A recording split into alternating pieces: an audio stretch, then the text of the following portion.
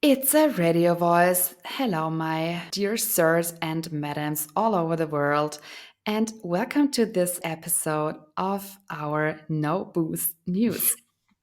It's like being on a plane. Maybe one day we can do an intro with non-alcoholic stuff copied from an aeroplane security advice, such as when you want to drink non-alcoholic stuff, drink it at first on your own and then serve it to people who need your help. You will find your glasses under your seatbelts, Under your seatbelts? and the fun, yeah, Under your seats, there's always some. That's what you mean, yeah. not under your seat.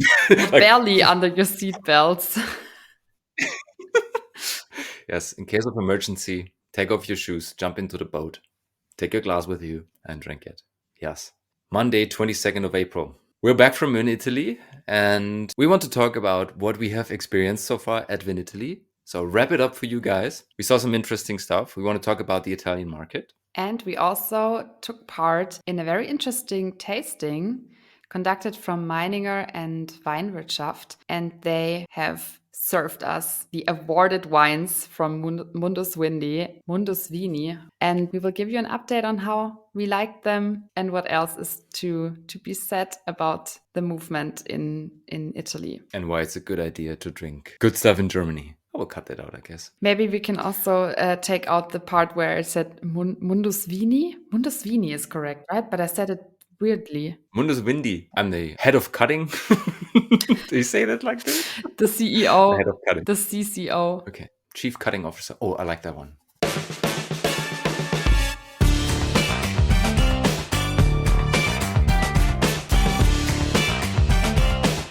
Welcome, welcome, welcome, all you curious people, no boozers, and wine lovers, to the 5th episode of Double O, your weekly go-to show on non-alcoholic products in the podcast universe.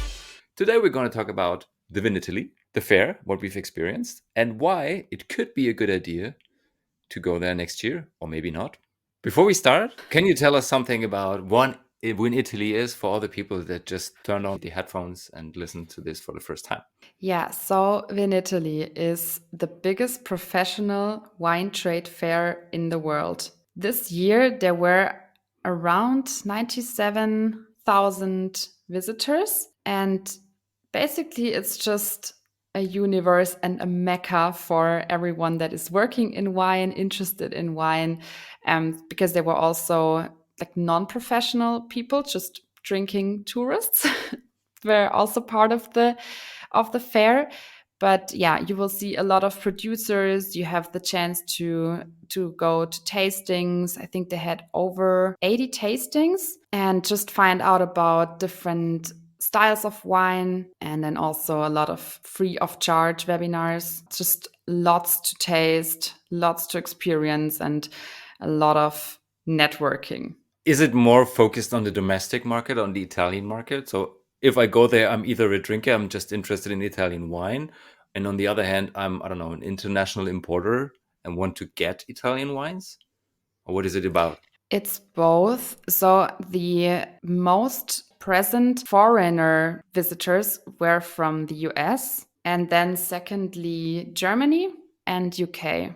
And I think those were 12% US people. And I wouldn't say that they just came to drink. I think they are definitely there for business. But yeah, our impression was as well that there are lots of people that are just interested in drinking some stuff. So what would you say? What was your impression? I mean, when you are into this wine fair industry, I guess many fairs claim of themselves that they are the biggest ones in something because it's good to market. Provine says it's the biggest, most international one. It's only for B2B people, so it's only allowed to enter when you're a professional and you have to register beforehand. And in Italy, you could go there as a professional and you get the entrance for free. And if not, you just pay and get in anyway. And this is mainly the difference between 50,000 people going to Provine versus 100,000 going to Vinitaly. And I also had the feeling that there are some people just interested in wine. They want to drink. Most of the products presented were from Italy or regions very close, like, I don't know, Slovenia, for example.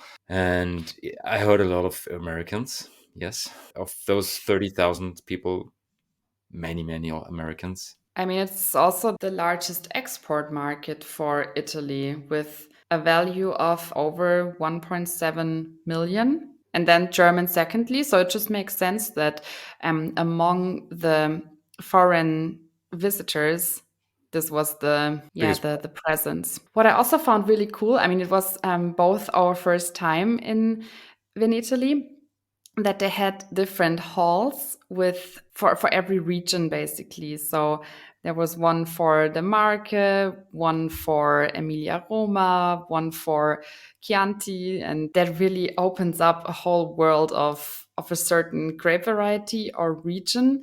And you could probably spend one day just in one hall, but there have been, I don't know how many halls. I didn't 17, even I go guess. to.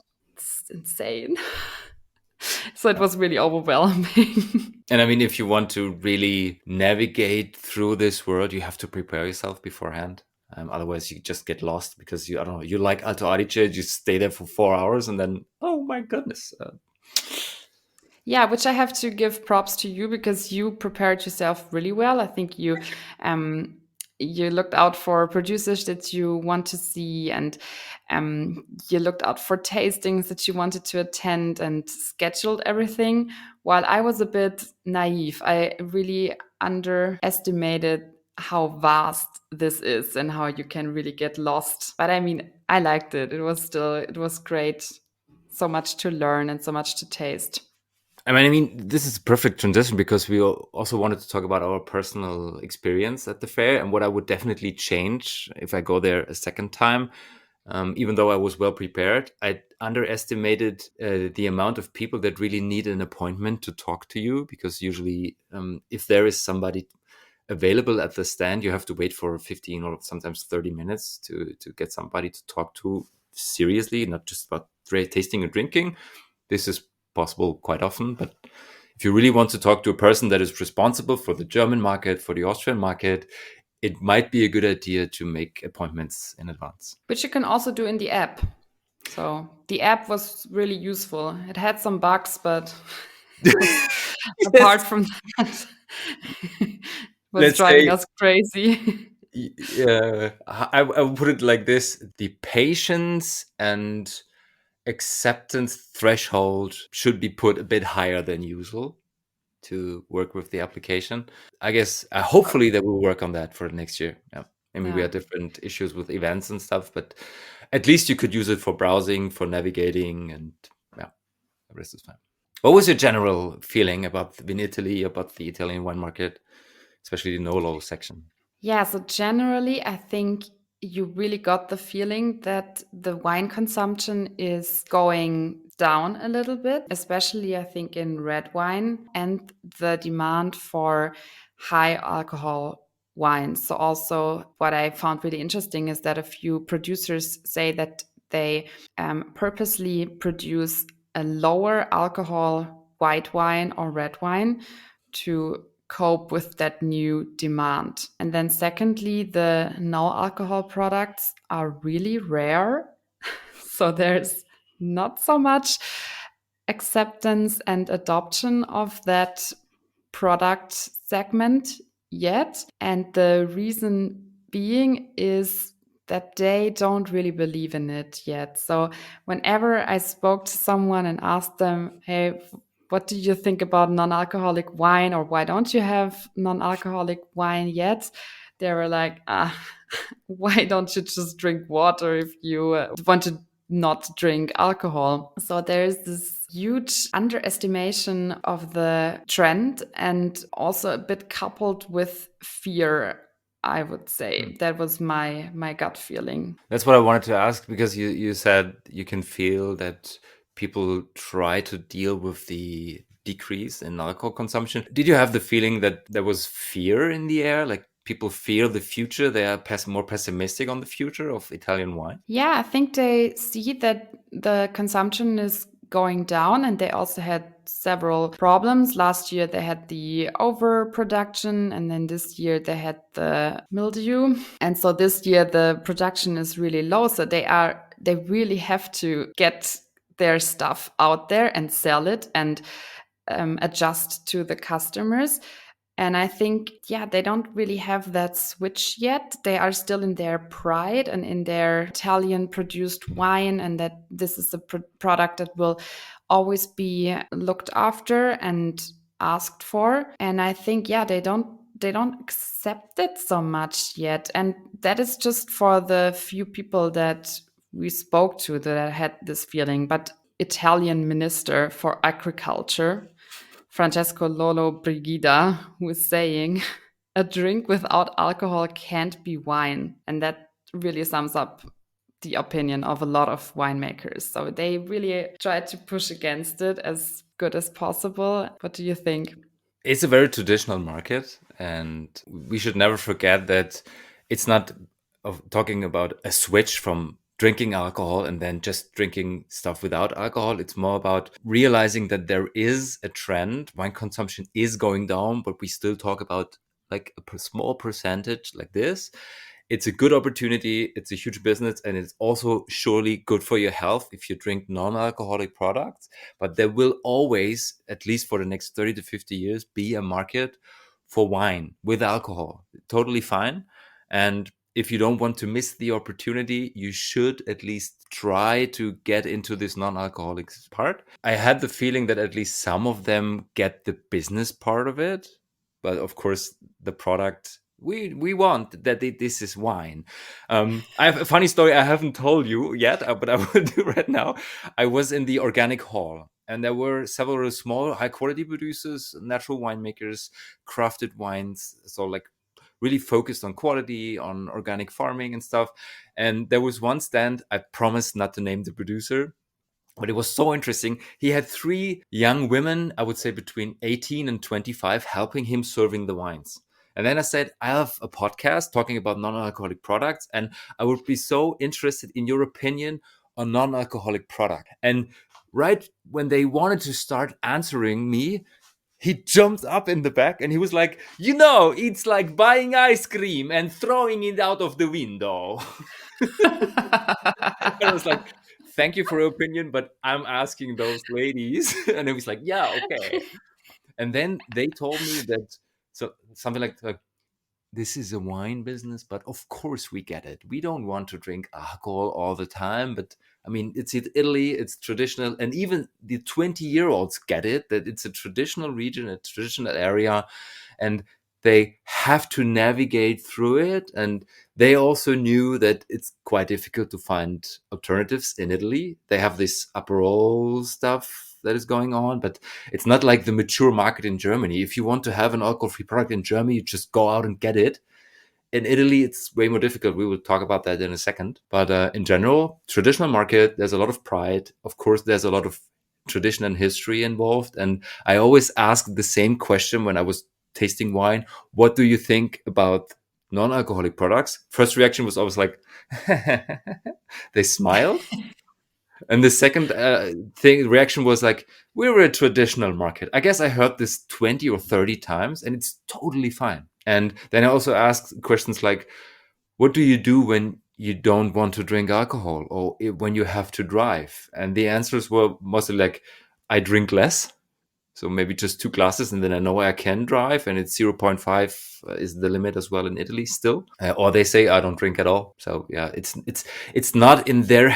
It's not that present as it might be in Germany with non-alcoholic products. But I mean, you know why it is the reason. Why is it so difficult to have non-alcoholic, especially wine, in Italy? I just wanted to add that there are studies that say that 36% of consumers in Italy are interested in consuming alcohol-free drinks. So there is a market, and the Italian Wine Association, they also say that they see that there is this trend for lower or no alcoholic wines. So at the moment, they still don't have the laws and the regulations in place to be able to de-alcoholize on their own premises and then sell the product. But there is a law that basically prevents them from having substances such as alcohol at the premises in a temporary mode. And this whole regulation comes from the customs authority, and they are really afraid that it takes a long time to change these laws because it's so deeply ingrained and so much bureaucracy. I was really surprised that they have so much bureaucracy, whereas in Germany, the country of bureaucracy, we already have that, or we already de-alcoholized since 1907, I think. I guess this is the reason because Germany, so Carl Jung invented it in 1907. So the dealcoholization was there first. And then afterwards, more bureaucracy arrived and maybe they're a bit more used to dealcoholizing wine. I mean, we talked to some producers and basically all said the same as you just said it. You're either a winery or a distillery. And if you were a winery, you cannot be a distillery at the same time and you cannot store alcohol. My question always has been, if I'm a distillery, I would de-alcoholize wine, but I don't get what the restrictions would be if, I don't know, maybe they're not allowed to buy wine to de-alcoholize it because, I mean, basically it's a distillation process as well. Yeah, and probably then you're not allowed to circulate it or to sell it. Probably. This these taxation laws, it's really, Yeah. really weird. But yeah, anyways, that accounts for all the Italian winemakers to either not do it at all or only be able to do it in countries like Germany or Spain or France because it's legal there. It's becoming only a thing for very large companies because they have to be able to afford it and also have the logistics in place, which is a pity. And that's why we are also seeing so many Italian brands that are originated in Germany or that are part of a large German entity. And they then take the grapes from, for example, Prosecco area and produce non-alcoholic Prosecco, which was also, by the way, our first stop at Vinitaly. We didn't have a wine or a prosecco. We directly went to Mionetto and tried Aperol Spritz in different variations.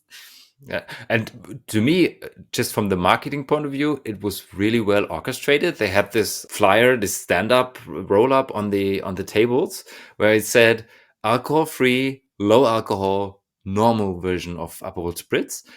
Really interesting. And we tried all of them, and it was really interesting to see the difference and to feel what the mouthfeel on the palate, how the product is tastes like. It was really interesting to me. So basically, just to wrap this stuff up, the result is either the products that you can have in Italy or with under Italian brands are made in Germany or in Spain, or it has never had any alcohol, carbonated grape juice and stuff. And we tried a lot of stuff. You said we started with Mionetto. What else? What was your feeling? How many products did you taste? Yeah, I tasted Franc Lisée. How was it? I really like the red wine, and they also have a sparkling rosé and a white wine, but they didn't really stand out. They were, yeah, pretty shallow, I would say. So this is de-alcoholized wine. This is de-alcoholized wine, yeah, Where's the from a brand larger from? company, from Lea Winery, I think it's called. And then Franc Lisée. We also tried that in the Meininger tasting, but I went to the stand and tried it there. And then there were a few products that, as you just said, they never have been wine. They were just early harvested grapes, so they didn't have that much sugar. But why are the bubbles so large and so like uncomfortable? It's not like with a nice mousseux in a cremant or champagne. It's like large bubbles and they hurt when you swallow them. Okay. And that was for every product probably that I tried there, that those bubbles were just so present in the mouth that it distracted from the real taste of the wine. Oh, okay. But but my favorite product indeed was the Mionetto Rosé sparkling wine. They didn't launch it. I think they will probably launch it in a few days in all the markets, but we had the chance to already try it at the Meininger tasting. And in terms of how close it is to a usual prosecco, Original. rosé prosecco. Yeah, it was pretty close. And that's what I really appreciated, but it's probably not the highest quality. This is a very important thing you just mentioned. The main driver of this movement, of the no alc movement, will be the big brands. So even today, I don't know, 85 to 90% account for Mionetto, for Doppio Passo, and this is all the wines we had in the tasting because they are Mm, present in the market, and also other, especially German producers, big brands, Henkel Freshenet, Rotkäppchen Mumm, they already have the access to the market. Totally makes sense. And if we talk about high quality, it would take some time, and of course, it would take some money because small batches tough to make at the moment. For me, it was quite tough to find a product as a drink of the week because I personally had the feeling that when we talk about the German mature market of alcohol-free products, we are so far ahead from what we have seen in Italy because it's either from Germany entry level or it's just grape juice. But there were some products that were quite interesting, and the one that stood out for me is the HUP Rosso. It's basically grape juice from Moscato grapes, so quite aromatic, good acidity, so quite refreshing. The sugar level is quite high because basically it's grape juice and it wasn't harvested earlier, unfortunately. But what they did is they have the white one that reminds you of carbonated grape juice with Moscato, and they also had a red one, and the red one was colored with natural aromas of beetroot. And this was not only interesting because I like the color, it was also interesting because it gave the product like this earthy flavor and like this slightly bitter texture, like the taste of there is some tannins in it. And this is what I found interesting because it was not just a normal grape juice made of red grapes. It was made of white grapes, of aromatic Moscato grapes, and then it had this earthiness. I mean, I'm a Pinot guy. I like Pinot, and it reminded me a bit of this one. And nice product, interesting product, and one of the few stands where I had a sommelier and an export manager who just was happy to share everything about the product. So if you hear this, appreciate it. Thank you very much. I really love when producers experiment with different textures and liquids also from other produce like beetroot. I mean, we saw that in the making of vegan meat. Hmm. For example, they also use beetroot juice to mimic that bloodiness of a real steak. And Yes. it's cool that that we also see that in wine now. Sometimes you need those, I call them bridge products, to just, or transition products, just to give some people who are afraid of going all in on those kind of products, give them the chance to slowly adapt to stuff like that. Not the worst one. And for the Italian market, there is one large group that stands out because they already produce non-alcoholic wine. And we also had that wine at the Meininger tasting, which is also a good transition now to, to the wine tasting of Meininger. And this product that I'm referring to is from Argea, so Argea. And the brand on the bottle is Saccanini Tralchetto, white and red. The one with the little, Cane, yeah. yeah, yeah. So let's speak a little bit about the Meininger tasting. Hmm. So first of all, who conducted it? It was the two editors in chief of Meininger and Weinwirtschaft, and they brought with them 8 products, I think, Hmm. who were all awarded at Mundus Vini. In terms of people that attended the tasting, I was surprised that there were quite a few, but from where they came from and what kinds of questions they asked, I'm not sure if those were people that were really already in touch with the whole non-alcoholic segment or if they are just really in their baby steps with it. Was that your impression as well? Like, do you recall a few of the questions that they asked? Yes, and it was really interesting because apparently they were into wine, but not into this non-alcoholic stuff. And I can remember the question the lady next to me had when she asked, how do you get the bubbles in? Because usually good sparkling wine is made through second fermentation, and they didn't even realize that you can just carbonate it, just add CO2 like soda stream. And this is what she didn't get, and it was just explained. So I was also surprised that there were probably 30 people in the tasting, and the questions were interesting, especially regarding the Italian market. There were some people who asked questions to the Italian market. And I mean, Clemens, Gerke, Anja, Zimmer, they are, I would say, one of the few experts in this area. Clemens told us that he has been trying and also judging and writing about alcohol-free products since, I guess, 2008. So he's one of the super early pioneers. To me, this was really interesting to just be part of that one. They also asked a lot of questions regarding how are wines de-alcoholized, like which methods are taking into consideration. And what would you say, what are the most prevalent ones?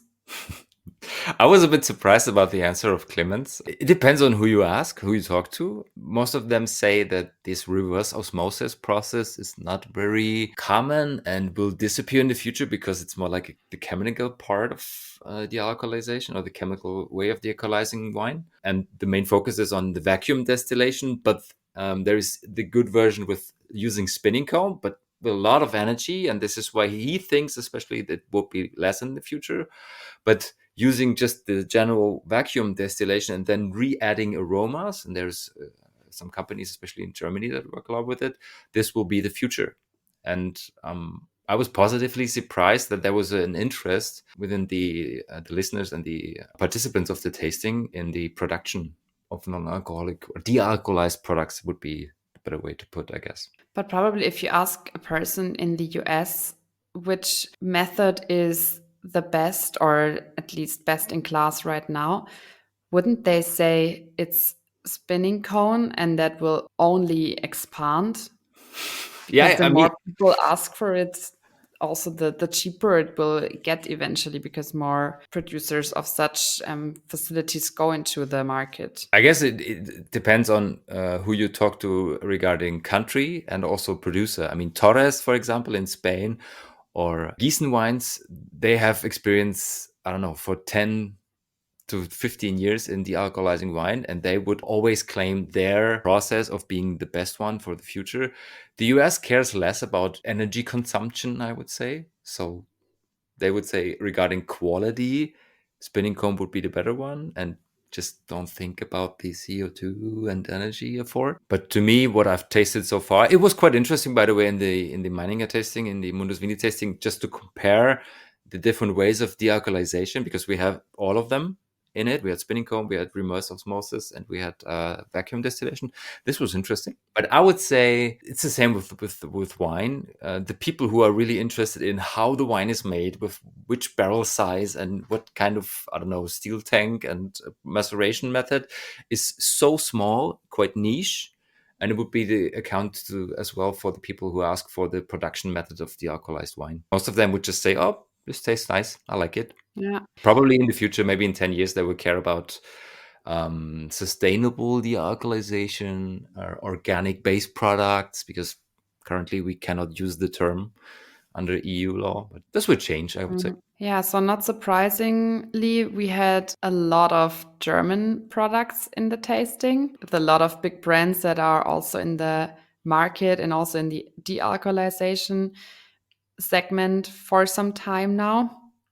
Mhm. So, for example, Löffler, Natureo. Spanish. Yeah. Löffler is Spanish. No, Natureo is Spanish. This Ah, is the brand of Torres. I would say the most mature product in the market, because they have been working with the product for over 10 years. that was also my favorite of the Meininger tasting from the still wines, Mhm. because it really resembled of a primitive, or like a nice Gingerbread. juicy, and it was kind of sweet, so they could reduce their sugar levels a little bit. But apart from that, it was really, really good. And I would argue that if you put this into a glass and go into the city center and just ask random people how they like it versus another red wine, like maybe a sweet primitivo with alcohol, then maybe a lot of them wouldn't even recognize it. What would you say were your main conclusions in general for the industry, for, I don't know, restaurants, people working in wine? Definitely that there is this huge market that is only in the beginning, that it will increasingly be something that is explored by young consumers, but not only Gen Zers. And what I found really impressive was that 64% of people participated in Dry January, or at least they stated that they participated in it, and participated in Dry January and Sober October. So that's quite a large, number. So you see that there's so many people in the consumer base that will no longer tolerate just sodas and water, but they want something else. They want to be part of the dinner of the evening. And that leads me to another point. So maybe the door opener for non-alcoholic products could also be restaurants as part of a very fine dining wine and food pairing occasion, because for that it's really essential to have both, to have the food and then the corresponding wine, and to have a good product there and surprise the guests with it, maybe those that haven't tried it before and have to drive or have other reasons for not drinking.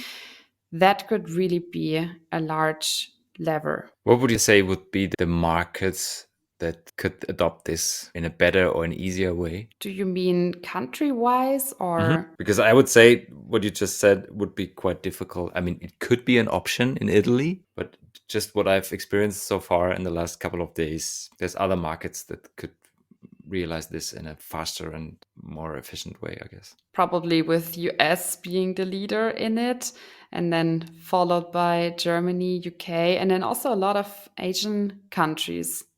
They are embracing the new development of non-alcoholic products. So yeah, there were a lot of interesting facts around non-alcoholic, the segment and the movement, that were thrown in by Clemens, Gerke, and Anja Zimmer to just set the stage a little bit and to really wake up the people, wake up the audience, that there is a lot to do and there's a lot of potential, and that the only thing to meet the consumers where they are is to make the situation a beneficial one. What would be interesting maybe for the listeners as well is, would you recommend to go to Vinitaly if you are interested in the Nolo movement in the next year?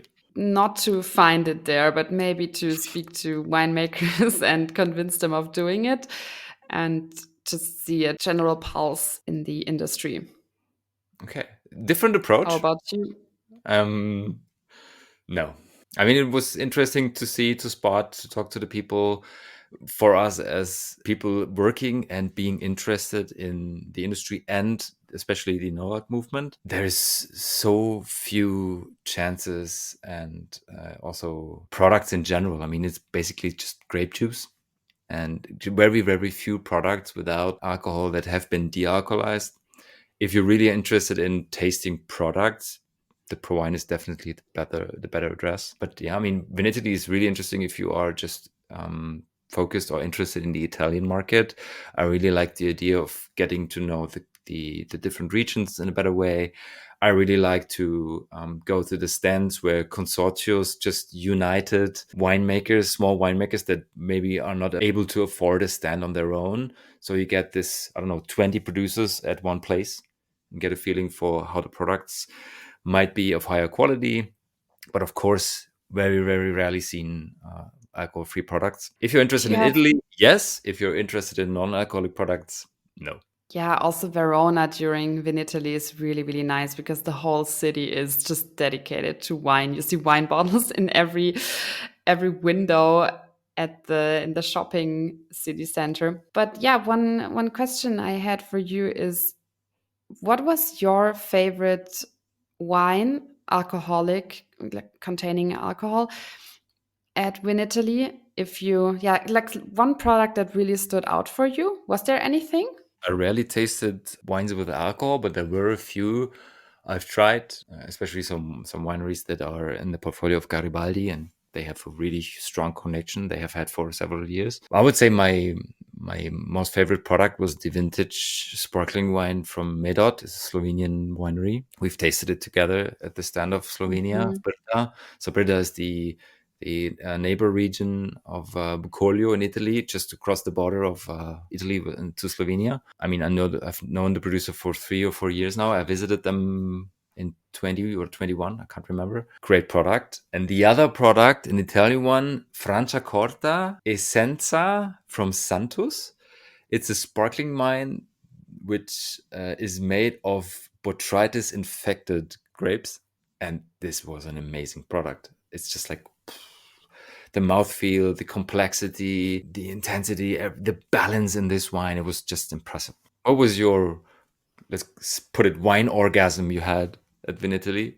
Also, a few of the Franciacorta brands. I that was the stands where I probably spent most time compared. So there was no product standing out. You can't ask me the question and don't have an answer for yourself. Come on. But if, I mean, if it was a 16% Amarone, it's totally fine. yeah, it was actually a champagne, and I didn't want to say it But why not? I because mean, I had because a Slovenian sparkling.